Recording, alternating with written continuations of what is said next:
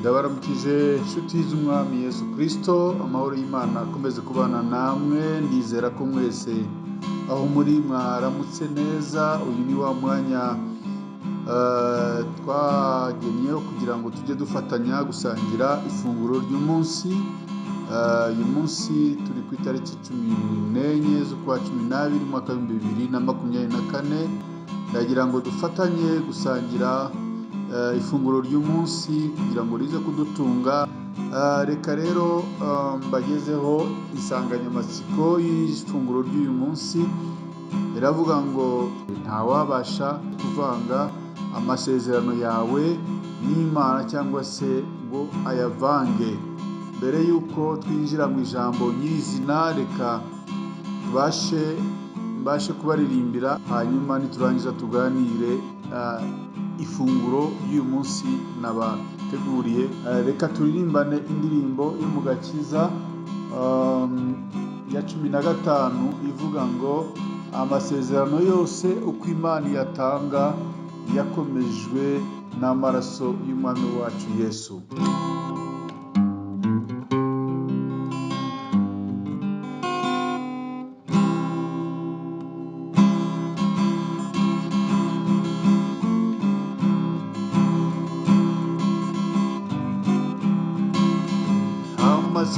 Amasezerano yose Imana yatanga yakomejwe n'amaraso y'umwami wacu Yesu.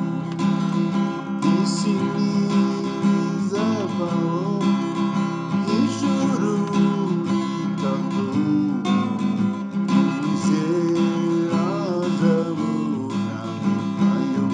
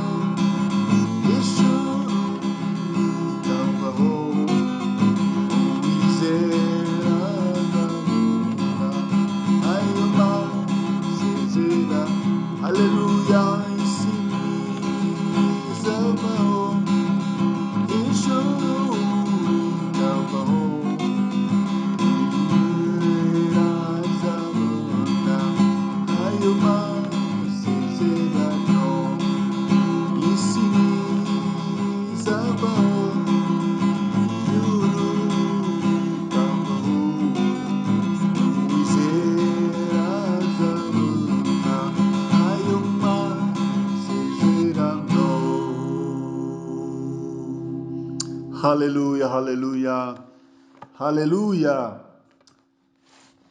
Uyu muririmbyi arimba neza cyane, aravuga ngo isi niba izavaho ijuru rikavaho, uwizera azabona ayo masezerano. Bene data, tumaze kumva umutwe w'amagambo cyangwa se insanganyamatsiko y'ijambo y'ifunguro ry'uyu munsi iragira iti nta wabasha kwivanga mu masezerano yawe n'Imana cyangwa se ngo ayavange.